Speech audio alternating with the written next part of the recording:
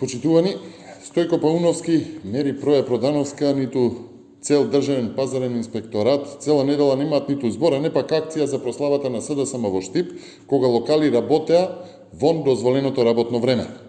Стојко Пауновски, а ни Мери Проја Продановска не смеат ниту да помислат да направат контрола во локали каде што газди седат на маса со лица од СДСМ.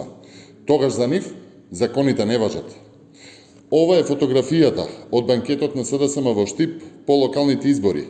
На иста маса, мегафонот на Заев и Николов седат со газди, полициски инспектори и локални гавази, цела кафеја блешти како новогодишна елка, се служат пијалоци и закуски под 9 часот навечер, ама ги нема Стојко Пауновски, а ниту пак колегата на Проја да организираат спектакуларни, хистерични акции пред камери.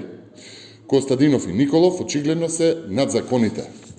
Почитувани, ова е уште еден доказ за диктаторското владење и за инспектори на копче. Инспекторите реагираат само ако СДСМ нема прослава. Тогаш смее да се организираат банкети.